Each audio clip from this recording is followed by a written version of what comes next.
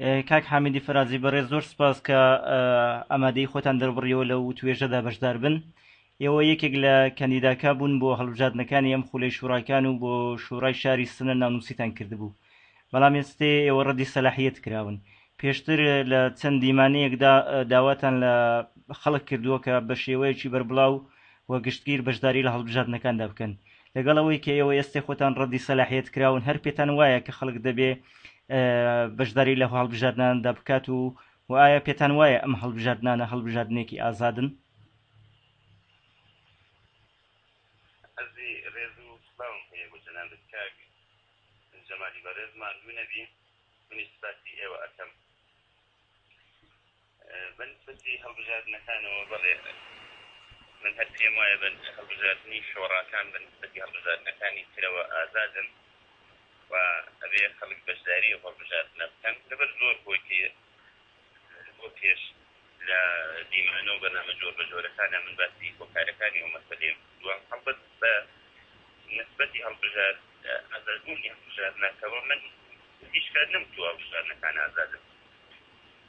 هەڵبژاردنێ بێبوو من ئازاد نییە، بەڵام قسەی من لەسەرەوەیە کە ئێمە ئەبێ بیر لە شێوەی نوێ و کارمەزەنگی من دووکا دەبێتەوە تکرار دەبێتەوە. نازانم نا لەلای من زۆر باش، لەلای من زۆر باشە کاک حەمید. دەی باشە دەکەم ئەوە بووکە من ناڵم هەڵبژاردنەکان ئازادن، بەڵام ئەڵەمە بێ ئێمە بیر لە شێوەی نوێ و تازە بکەینەوە بۆ بەربەرەکانی لەگەڵ دەسەڵاتە. زانی چۆن دەتوانین ئێمە بەرهەڵەز ببینەوە، چۆن دەتوانین داوای مافی خۆمان بکەین لەو شوێنێک کە دەسەڵات بە ئێماڵە ئێوە حەقتان نییە نابێ بێنە پێشەوە. ئەگەر ئێمە متمەین دەبێت تەواوە باشە ئێمە کارێکمانە چون تۆ نادەوێت ئێمە ناینە پێشەوە. من ئەڵم ڕێگاکەی ئەوە نییە، شێوەی بەرهەڵەزبوونەوەی دەسەڵات بە شێوەیەکی مەدەنی بە دوور لە سنووری شێوەی تریشیە بیر لەو شێوانە بکەینەوە. ئەمە نوکتەیەکی تر ئەوەیە کە من کەسانێکی وەکو من بەڵێ ڕەدی سەڵاحیەت کراوینەوە بەبۆی ئەوە کە پێیان وایە ئێمە ئیلتزام و ئێحساس بن قانونی ئەساسی وەلایەتی فەقیه نییە و وەفاداریمان بە جمهوری ئیسلامی نییە و ئەمانە بەڕێوانەیان مەڕاگەیان بوو. بەڵام ڕاستەکەی ئەوەیە هەنێک کەسی باشی تر هێشتا هەن کە تەئید کراون. کاک جەمال لە شارەکانە کە من ئێستا نامەوێ ناویان بکۆ، بەڵام هەنێک لە دۆستانی ئێمە هەر لە سنە لە ماریوان ڕازێک لە شارەکانی تر لە ساسی تەئیدەکانەوە ڕاز بوون. ئێمە بەڕای من ئەبێ بۆ ڕێخستنی ئەو بزوتنەوەی کە من هەمیشە قسەم لێ کردووە بۆ پەیوەندی لەگەڵ جەماوەرە پەیوەندی زیاتر لەگەڵ جەماوەرە لەناو کوردستانە ئەبێ پشتیوانی ئەو کەسانە بکەین و مەیان خاڵی نەکەین و ئەوە شتێک بیری من هێنێتەوە. لەو شەرایطە سەختەیە هەوڵی دەسەڵاتەوە بۆ زۆرترین بەرگری لە خۆی ئەو کەسانێک کە بە حاڵ بوونی مخالف معترضیان لێوە هاتووە ڕەدی بکاتەوە. نیشانەیە هێشتا دەسەڵات وەکو فوکۆ ئەڵێ دەسەڵات بەدەنەیەکی پارچە نییە، دەسەڵات تۆڕێکی کونکونە. هێشتا منفەزی دووک و جۆرە و جۆر هەیە لەو منفەزانەوە ئەتوانین ئێمە وارد ببین و هەنێک دەستڵن لەو منفەزانە زۆر ڕۆژانەوە وارد ببن و بچنە پێشەوە. کەواتە بە تەئید نەکردنی من مەسەلەکە تەواو نەبووە، بەڵکو ئێمە هەنێک کاری ترمان هەیە. ئێمە لە فعالیتە پێشەکانمان کوتمان کە بەشی هەڵبژاردننی شۆڕەوە ئەوەی کە ئێمە بچینە ناو شۆڕەوە بەشی لە مەسەلەکەیە. لایەنی تری هەیە ئەو مەسەلە بوو ئەوەی کە زۆر کاتی بەرنامەکە نەگرم لێرە ناسمە ناو ئەو لایەنانەوە. بەڵێ ئەی سەبارەت بە هەڵبژاردننی سەر و کۆماری ئێستێ کە کاندیداکان دیاری کراون، ئێوە پێتان وایە خەڵکی کوردستان ئەگەر قەرار بێت لە هەڵبژاردنەکانی سەر و کۆماریدا بەشدار بن دەبێت دەنگ بەکوێ بدەن و پێتان وایە گۆڕانکاری و ڕیفۆرم لە ئێراندا سەر هەڵدەدا لە پاژەم هەڵبژاردناندا؟ من چەند هەفتەیەک لەوە پێشگوتم بەنسبەتی هەڵبژاردننی سەر و کۆماریشەوە ئەبێ پەلە نەکەمزانی لە هەفتەکانی داهاتووە چیر و ئەدا. بەگشتی سەبارەت بە هەڵبژاردننی سەر و کۆماری ڕای من ئەوە بووە کە ئێمە ناتوانین دوو هەڵبژاردنە زۆر دەورێکی گرنگمان ببێ و نەقشی ئێمە زۆر بەرچاو نیە لەو مەسەلەیە. ئێستش کاندیداکان هاتوونە دەرەوە تەئید بکرێت هەمووی ئەوانە. من ڕاستەکەی پێم وایە مەسەلەکە لە ڕادە بە دەرئیدەیە و بۆیە نازانم لەوبارەوە چی بڵێم. بەنسبەتی کاندیداکان باشەکەیان مەسەلەن ئاغای هاشمی ڕەفسەنجانیە. ئاغای ڕەفسەنجانی ئیداری نییە بەڕاست. من خۆم دەنگ نادەم، ئاغای ڕەفسەنجانیش دەنگ نادەم و پێم وایە دەنگدان بە ڕەفسەنجانی جۆرێک گەڕانەوەی بۆ ساڵەکانی شەڕ بۆیە بە ئاشکرا ئەڵەم ئەو کاندیدای ئیدیالی من نییە بەڵام ئەبزانانی خەڵکی ئێران لە هەڵبژانە هەڵوێستیان چۆنە بێ بەگشتی و پێم وایە خەڵکی کوردستان لێرە زۆر تعیین کنەندە نابن بە نسبەتی ئەو مەسەلە چون جەمعیەتیان کەمە و لە ئەکسەریەتان نین بە نسبەتی ئەو مەسەلەوە. سەبارەت بە ناوخۆی کوردستان ماوەیەکی زۆرە ڕۆژهەڵاتی کوردستان لە بێدەنگیەکی سیاسیدا بەسەر دەبات. ئێوە پێتان وایە کاتی ئەوە هاتووە جوڵانەوەیەکی مەدەنی لە ناوخۆی کوردستان دروست بێت و ئەگەر ئەم جوڵانەوە مەدەنیە سەربەگرێت دەبێت چۆن و لە چ ژێر ناوێک لە ژێر چ ناوێکدا کار بکات و بەرنامەی چۆن بێت؟ ئەمە پرسیارێکی گرنگە بەڕای هەموو هەوڵی ئێمە لەو ساڵانەدا بۆ پەیوەندیگرتن لەگەڵ زەماوەت بۆ پەیوەندیگرتن لەگەڵ چین و توێژە جۆر بە جۆرەکانی ناو کۆمەڵگا ئەو هەوڵانەمان دەستراوێزی ئەو کارانەی کە لە ناو خۆدا کراوە ئەو هەوڵانمان بۆ بەشداری کردنی خەڵک لە هەڵگرتنی شۆڕاکانە کە پێمان وایە جیاوازە هەمووی لەو ڕاستایە بۆ کە بۆنەوە ئێمە بتوانین سوودنەوەیەکی مدەنی لە ناو خۆدا ڕێبخین هەموو ئەو کارانی کە ئێمە بۆ ئەوەی کە خەڵک لە حاڵەتی فعال دەربێت و لەو حاڵەتی هەڵوێستکە بەشوست بێتە دەرەوە مەسەن لە هەڵبژاردننی شۆڕەکانە بەشداری کەن پێمان وایە شۆڕەکان لایەنێکی مەدەنیشیان هەیە جیا لە لایەنی سیاسەکە ئەبێ جۆرێک تایبەت مەشاوە مەسەلە بکەین هەمووی لەو ڕاستایە بۆ ئێمە پێمان وایە بڵێم لەو پێناوەدا لە کەناری ئەوەدا توانین بزوتنەوەیەکی مەدەنی بخەینە ڕێگا ئەوەی کە ئەو بزوتنەوە بە چ ناوێکەوە بێت یا بەرنامەی چۆن بێت ئەوە من ناتوانم لێرەدای من کەسێکم وایە سەر بەلایەنی لایەنی شەکەگوانانی ناو خۆی ڕۆژهەڵاتی کوردستان بەڵام ئەو کەسێک پێشنیارم داوە لەوە پێش مەسەن بۆ نمونە بە نسبەتی کاری خۆمەوە پێشنیاری جارێکیان وەرەخستنی بزوتنەوەیەکی تەکنۆکراتم لە ناو خۆی کوردستانە داوە ئەوەی کە ئێتر هەنێک کەس مخالفی ئەو شتە بوون هەنێک کەس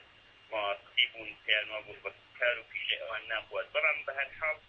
جێگای ئەوەی کە ئێمە بزوتنەوەیەکی مەدەنی بە شێوەی جۆرا و زۆر لە ناو خۆی کوردستانە ڕێبخێن و دابنیشین بەرنامەیەکی بۆ دابڕێژین کە لایەنی غیرە سیاسی و مەسەلە زۆر تر بەرجەستەکەینەوە بڵێن هەموو مەسەلەکانی ئێمە ئەگەر چی سیاسی بوونەوە بەڵام سیاسی نین ئەو لایەنانەی ئەتوانین لایەنی کەم ڕێگاچارەی ناسیاسیان بۆ بدۆزین و من پێم وایە جێگەی ئەوە هەیە بەڵام لەسەر ناوەکەی و بەرنامە و ناوەرە و شتەکەی ئیترەوا بێ بڕیاری لەسەر بدێ و خەڵ ئەو کەسانی کە هەوڵی بۆ ئەدەن تەسمیم بگرن لەوبارەوە کە چی بکەن چۆن بێت. بەڵێ ئێوە پێشتر لە نووسینەکانتاندا باسی بەرەی دیموکراسی خوازی کوردستان دەکەن دەکرێت باسی ئەوە بکەن کە ئەم بەرەی دیموکراسی خوازیە لە چ قۆناغێکدایە چونکە ماوەیەک بەر لە ئێستاش بزوتنەوەیەک بە ناوی بزوتنەوەی نەتەوەی کوردستان پلاتفۆرمی خۆی بڵاو کردەوە ئایا پەیوەندیەکەی لە نێوان ئەو بەرەیە و ئەو بزوتنەوەیەدا؟ وەڵامی ئەو پرسیارەتانە ئەڵێم ئەو بزوتنەوەی ئەو بەرەی دیموکراسی خوازی کوردستانە کە من وەکو پێشنیارێک حکوومەتی تاقویم کە دۆستانی خۆمان هەڵگرانی خۆمان ئەو شتەمان مەسرح کرد فعلا لە حەدی ئیدەیەکە یعنی ئێمە ئەزانین کە ڕێخستنی کارێکی وە لە ناو خۆدا کەنی پۆستی زۆری لەسەر ڕێگادایە لایەنێکی و کەنی پۆستانە لایەنی ئەمنیەتی مەسەلە پێ کە حاکمیت مەشەوە مەسەداکە چەندێک ئیجازە بەشتی وایە لەبەر ئەوە خەڵک ئەترسن ناوێنم دووروارەتی ئەو مەسەلەیە دامەدانێ لە گرفتەکانی بەردەمی ئەو تاسکردنی شتێکی وەکو بەرەی دیموکراسی خوازی کوردستانە لەولاوە کێشەی تریشمان ئێمە هەیە شرایەتی اقتصادی ناوخۆ جۆرێکی لە خەڵک درۆکە خەڵک سەریان نەپەرژێت نەتوانن بە شێوەیەکی خستەی واردی مەسەلەی سیاسی ببن و دانێ لە گرفتەکانی تر ئەوەیە کە ئێمە بخۆی عادەتە ئەخلاقەکانی خۆمانەوە بازێ وەک کەمەڵەکانی خۆمان بازێ وەک ناتوانین باش کاری جەمعیە بە شێوەیەکی باش فعال ببین ئەمە وەک ئێلخادێک بە هەمومان بناو فەرهەنگی خۆمان ڕەنگە زۆر جدی نەبین کاتی ئاساییە قەیرانێک دەچێت بنسبەتی مەسەلەی سیاسی کۆمەڵایەتی قەیرانێکتان مسلەیەکی پێشەوە ئەمە زۆر گرفتانەیە و هەروەها گرفتێکی تر لەسەر ڕێگەی ئەم ڕێخستی وها بەرەیەکە مەبەستم بەرەی دیموکراسی خوازی کوردستانە ئەوەیە کە هێشتا ئێمە بۆ کاری جەمعی بە شێوەیەکی حرفەیی ئێمە یعنی ئەو کارانەی کە لەناو خۆیان ئەکرێ کەم ئەزمون و لە ئەوازی بەنسبەتی ئەو مەسەلانە و هێشتا حاسبین هەرێک لە ئێمە جیاوە بێتان ڕاحەتی بنێنە ئەولەوە پێمان وایە هەر کەسە بێتە سەر ڕێگای ئێمە و ئەسەستین دەوری کە بە پاراستنی جیاوازی ئەسکرەکانی خۆمان نزیک ببینەوە لەو لایەنانەی کە جیاواز لە ئێمە بێکەنەوە بۆیە ئەمە گرفتەیەکە گیر و گرفتێکە لەسەر ڕێگای ئەم مەسەلە هەیە کەواتە ئێمە ئەم بەحثی بزوتنەوەی ئەم بەحثی بەرەی دموکراسی خوازی کوردستانە کە مەسەحمەزۆر فعلاً ئیدەیەکە بەڵام هەوڵمان بۆ داوە لەگەڵ لایەنەکانی زۆر قسەمان کردووە هەنێکیان جوابیان داوەتەوە هەنێکیان جوابیان نەداوەتەوە بعضێکیان پێیان وا بۆ ببیخێنە دوای هەڵبژاردنەی شۆڕەکانەوە بعضێکیان نەترسن لەباری ئەمنیەتیەوە نزیک ببنەوە بعضێکیان پێیان خۆش نییە نزیک ئێمە ببنەوە خێ وەکو ئێمە بیر ناکەن ئەمە بە شێوەیەکی نەمادین لانی کەم ئەم کارە یەک فایدەی هەیە کاگرێت لەمە ئەوی لەوەیە کە ئێمە بە شێوەیەکی نەمادین بین ئەمە ڕێ بخەین کە نیاز بە بەرەیەکی دموکراسی خواردی لەناو کوردستانە هەیە بەرەیەک بمعنای ئەتلافێکی کاتی نە بە معنای سازمان و ڕێکداوەی لەسەر حەدی ئاسادەکان مەسەلەن گوتم ئەتوانین ئێمە بۆ تەمرینیش بووە کە بزانین چەند ئەتوانین یەکتر تەحەمل بکەین بۆ تەمرینیش بوو بین لەسەر بەیاننامەیەکی هاوبەش بە نسبەتی هەڵبژاردننی سەر و کۆماری شۆڕەکانەوە ڕێز بکەوین ئەمە ئەتوانین شوڵێکی نەمادینیشی بێ لە عینی حاڵ ئەتوانێت تۆوێک بێ کە ئێمە بیچێنین بۆ داهاتوو زەمینەیەک سازکە ذهن ئامادە بکە بۆ ئەوەی کە لە داهاتووە بەڵکو بتوانین هەندێک کاری هاوبەش لەو بارەوە بەیەکەوە بکەین ئەمە پەیوەندی بە بزوتنەوەی نەتەوەیی کوردستانەوە بەڵام منیش ئاگاداری دامەزرانی بزوتنەوەی نەتەوەیی کوردستان هەم ئیسلومە بەڵام بەڕاستی ئاگاداری هەموو چەند سون و وردەکاریەکانی ئەو بزوتنەوەیە نیم ڕاستی من پێم وایە بزوتنەوەی نەتەوەی کوردستان ئەبێ زیاتر لە پەیوەندی لەگەڵ بەرەی گفتووی کورد بکەوێتەوە بەو واتایە مەبەستمەوەیە کە سەردەمێک کە ئێمە بەرەی گفتووی کوردمان دامەزان ئێمە خۆمان باڵێک لەو بەرەی گفتووی کورد بووین کە دامەزان لەگەڵمان کە خۆمان متعلق بە لایەنی نەتەوەیی مەسەلەکە ئازانی بۆ خۆمان ئێمە بەشی بزوتنەوەی نەتەوەیی کوردستانی ئەو بۆ مەسەلەکە ئاچ بەڵێ ینی بۆ مەسەلەکە ئاچم بڵێ ئاماژەتان بڵێ ئێستێکە بزوتنەوەی نەتەوەی کوردستان دامەزاوە بە ڕەسمی سایتی هەیە و پلاتفۆرمی تایبەت خۆی هەیە و من ئاگاداری وردەکاریەکانی نیم ئەمە لەباری فکریەوە بەڵێ خۆم بۆ فکرە متعلق ئەزانم ئەو پلاتفۆرمە لەگەڵ ئەو فکرێ من کێشەیەکم نییە خۆم بە نزیک ئەزانم وە ئەبێزانی دەدا ئایا ئەو بزوتنەوەی نەتەوەیە باڕێک لەبەرەی یەکگرتووی کورد دەبێ یا لەگەڵ بەرەی یەکگرتووی کوردە بە شێوەیەکی موازی چێتە پێشەوە بەڵام وەکو فکرێک زەمینەی بووە لەناو بەرەی یەکگرتووی کوردە شتێکی لەو بەناوی بزوتنەوەی نەتەوەی کوردستان واتوانێ و بزوتنەوەی نەتەوەیە لەگەڵ بەرە یا بەجیان هەرێک لەوانەیە لەناو بەرەی دموکراسی خوازی کوردستانیە یەک خۆیان ببینێنەوە بەڵێ باسی لایەنی ئەمنیتان کرد وتان لەوانەیە گیر و گرفتی ئەمنی ڕوبەڕووی بەرەی دموکراسی خوازی ڕۆژهەڵاتی کوردستان بێتەوە و ئەگەر ئەو هەوڵانە لەلایەن دەسەڵاتەوە سەرکوت بکرێ هەوڵی دوای سەرکوتی دەسەڵات بۆ سەر بەرەی دموکراسی کوردستان چۆن دەبێت و بەرنامەی ئێوە چ دەبێت بەڵێ دیارە هەموو ئەو شتانە بەدەست ئێمە نییە سڵێنی بەرنامی ئێمە ئێمە ئەوەندەی بۆمان گفتێ خۆراگریەکەی بەرخۆدانەکەین لە بەرابری ئەو شتانەیە ئەڵبەتە ئێمە سعی ناکەین ئینتحار بکەین ئێمە سعی ناکەین چوارچێوە قانونیەکان زۆر بترازێنین بۆ واتایە کە ئێمە سعیکەین بەراوردێکی هەزینە فایدە بکەین و بزانین چیمان لەدەست چەند کەسوانین هەزینە بێن چیمان دەست دەکەوێت لەو ڕادەکەیە بەڵام ئەوەی کە بێدەنگ ببین چۆن ئەزانین دەسەڵات پیرخۆنیە ئێمە بێدەنگ نابین بەڵام سعیکەین بە شێوەیەکی واقعبینانە ماشای توانایەکان و ئینتەرنێتی خۆشمان بکەین زانین چیمان لەدەست لەو حەدەیە ئێمە هەوڵە دێن و فعالیت دەکەین بەڵێ لە ئەگەری سەرخستنی بەرەی دموکراسی خوازی کوردستان ئێوە پێتان وایە کە حیزبە کوردیەکان دژایەتی دەکەن یان پشتیوانی لێ دەکەن لە بنەڕەتدا ئەو بەرەیە هەوڵ دەدات لەگەڵ پارتە کوردیەکانیش لە پەیوەندیدا بێت یان خۆی لەوان بەدوور دەگرێت من پێم وایە جەمال ئەو حیزبانەی کە زیاتر ئاگداری شرایط و هەلومەرج مەرجی ناوخۆ بن کەمتر بەدبینە بە نسبەتی ئەو ناوە هەوڵاتە و ئەو حزبانی کە پێیان وا بێت پێگە و جێگەیان لەناو جەماوەری خەڵکی کوردستانە قەویتر بێت لەو شتانە نادەستن تەشویقیشی ئەکەن بەگشتی دیارە بە خاطری ئەوەی کە ساڵانێکی زۆرە پەیوەندی نییە لە بینی ناوەوە دەرەوە نەبنێت شێوەی تەشکیلاتی بە شێوەیەکی ئۆرگانیک و بە شێوەیەکی ناڕاستەوخۆش پەیوەندیەک نەبوو دیارە هەنێ سوئی تەفاهم لە بینە هەیە من لەبیرمە مەسەڵ ساڵانێکەوە پێشەکەت هەوڵی زۆر کۆلەتی لەوەی لەناو خۆ بدرایە بەدبینی لە دەرەوە بە نسبەتی ناوەوە چون فەرزاکە ئەو نەئەمنی و لە ناوە زیاتر بەڵام پێم وایە بەرەو باشتر بوونەچێ وەلە کولا من پێم وانە بزوتنەوەی کوردی لە دەرەوە لە بەرامبەری شتێکی ئاوایە بوێستێت و خۆشببینم گەشتبینە بە نسبەتی شتێکی وەوە بەڵام نەبێ شناختی زیاتر دروست بێت ئەبێ شتەکە نەختێن ئیجازە بێت بچێتە پێشەوە پێم وایە ئەو ڕۆڵەی کە مەسەڵ وەک چۆن لە باشووری کوردستانە دروست بۆ لێرە ڕوودەوەدە دروست دەبێت و حیزب کوردەکانیش لە بەرامبەری ئەو شتیان ناوێتن ئەگەرچی ڕەنگە هەندێک لایەنی سەر بە حیزب کوردەکان هەوادار و لایەنگر بازەوە پێدوانی چون بەندەسەر ئەو شتانە مەڵی من پێم وایە ئەوە موضوع و هەڵوێستی ڕەسمی حیزب کوردەکان بەگشتی نییە ومن ئەوە لە حیزب کوردەکانە ئەبینم کە بە سەبرەوە بە احتیاتەوە لەگەڵ ئەو قەزیە بەرخۆش بکەن بەهەر حاڵە بێ ڕاوەسیدانی لە داهاتووە چی ئەبێ ئەوەی کە ئێمە پەیوەندیمان ئەبێ لەگەڵ ئەوانیا نامەردیارە ئێمە بە شێوەیەکی تەشکیلاتی ناتوانین پەیوەندیمان بێ لەباری قانونی و ئیجازەی پشتیوامان نییە بەڵام پێم خۆشانە بڵێن ئێمە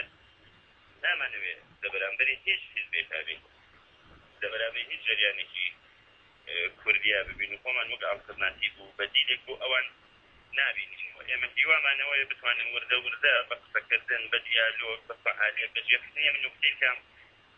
بزوتنەوەی کوردی لە دەرەوە لەناوە شتێکی یەک پارچەیە و ئەبێ بزوتنەوەی کوردی بەشی زۆری بێتەوە ناوخۆ ئەبێتە ناو شار و چە و کۆڵان و ناو ماڵەکانەوە ئەمانەوە لەگەڵ حاکمیەتیشە بە دیالۆگ ئەمە بڵێن کە حیزب کوردیەکان ناکرێ نادی دەبیگیرن کاک زەمەت من نییە ئەوەکە ئیسێ بڵم من لە مەقالەیەکە کە لە ژمارەی دووەمی هاتن مەجلەی شمەندازە لە دوابی ئاغای هوشمەندان وتی بووم ئەوم وەکە هەر هەوڵێک بۆ نادیدەکردنی حیزب کوردیەکان هەوڵێکی ناکارە هەوڵێکی ئەقیمە هەوڵێکی فەقەتە کەواتە ئەو هەوڵانێکە بیانەوەیە شتابی حیزب کوردیەکان لە خەڵکی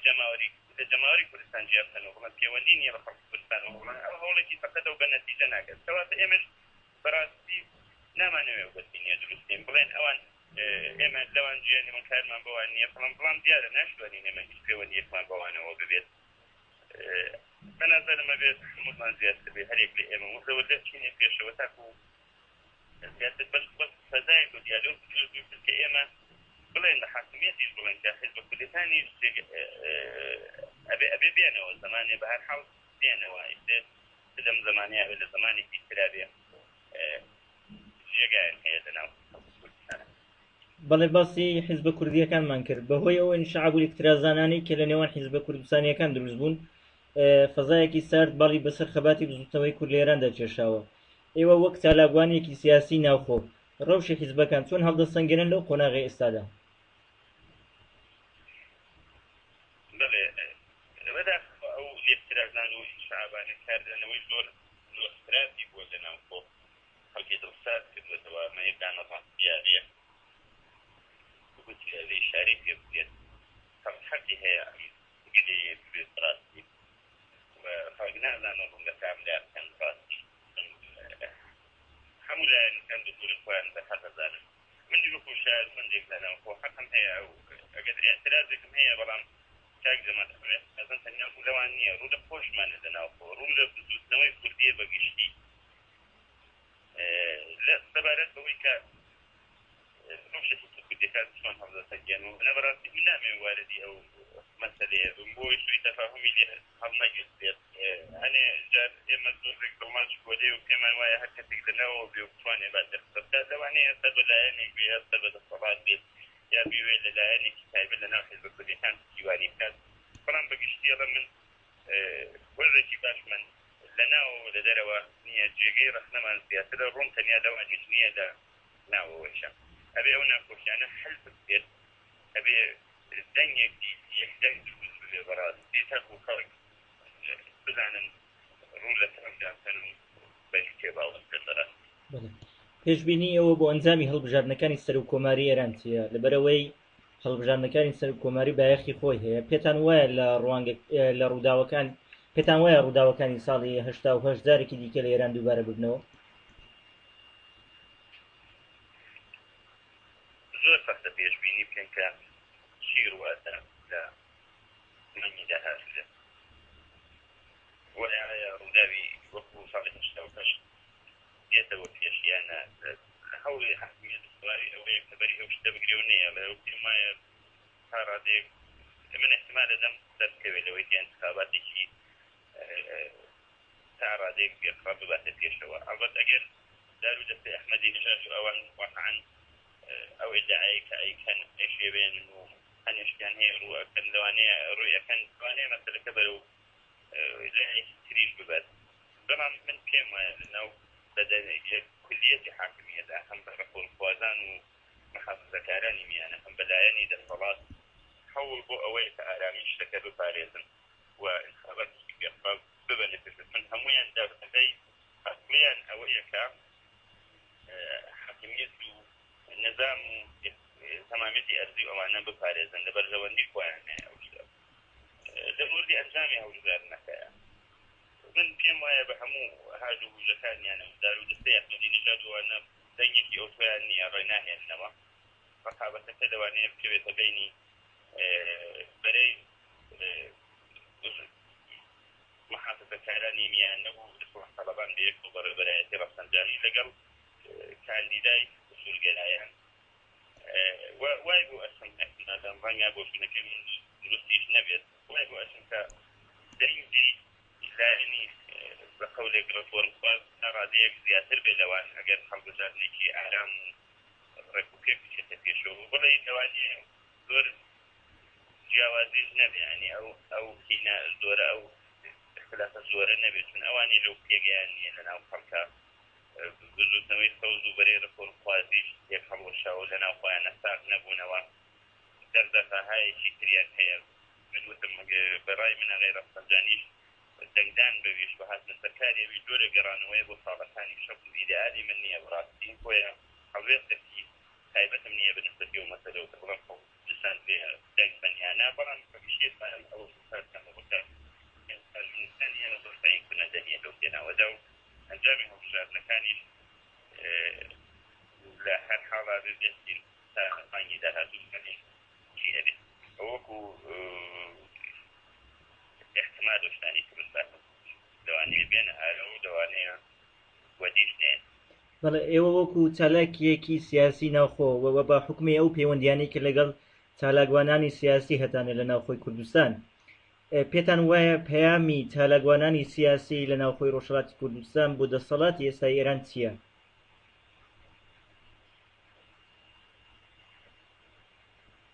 بەڕای من پەیامی ئێمە بۆ دەسەڵات لە ناوخۆ بەگشتی ئەبێ ئەوە بکە ئێمە ئەمانەوێ بە شێوەیەکی ئاشتی خوازانە بە شێوەیەکی دوور لە دمانکردی و دوور لە سنووکیشی ئەمانەوێ بەشداری پرۆسەی سیاسی بین و ئەوانش ئەبێ مافەکانی ئێمە بەهایەتەن لە پێناوەدا و ئەوانە بێ بەگشتی بزوتنەوەی کوردی دەبەرچاو بکرن و ناتوانن نادیدەی بگرن وابێ بیر لە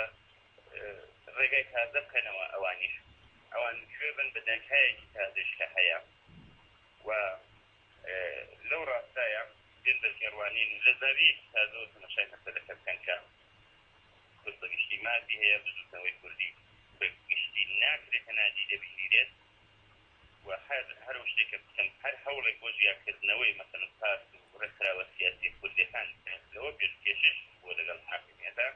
بۆ جیاکرد هەر هەوڵە بۆ جیاکردنەوەی ئەوانە لە خەڵکی کوردستان هەوڵێکی بێمانایە و مەسەلەی کورد لە ئێرانە بە نەتیجە ناگەێنێ کەواتە ئەگەر ئەوان ئەیانەوێ بەرژەوەندی خۆیان و ئێران هەموو لایەنەکان بپارێزن ئەبێ ئەوڕێکی جددی لە مەسەلەی کورد بنەوە لە ئێرانە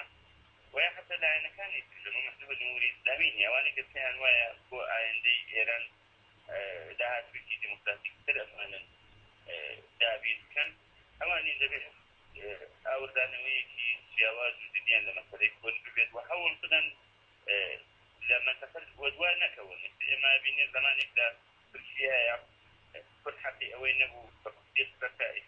مەسەلەی کورد لەوێت خەریکە پێش دەکەوێت و باس بدەن ئەنجامەکە بە سووریای زمانێکی ناسنامەیان نەبوو ئێستا ئەبینی بۆ پۆینتیانیشیان وەرزی ئێرانیشکە عێراقیشکە مشخصە پێم وایە ئێرانە بێ ئاورێک باتەوە لە مەسەلەی کورد کە دوانەکەوێت حەجاقەتدا منطقە بە نسبەتی مەسەلەی کوردەوە دەبەرچاوکردنی ئەو مەسەلەیە کوردەکان ویشەیەکی نزاجی ئێرانیشیان هەیە و ئەبێ نیشانی بن کە ئیستعدادی ئەوان بۆ حەلی مەسەلەی کورد زیاترە لە پاشەکانی کاک حەمید زۆر سپاسان دەکەم بۆ بەشداریکردنتان لەو باسەدا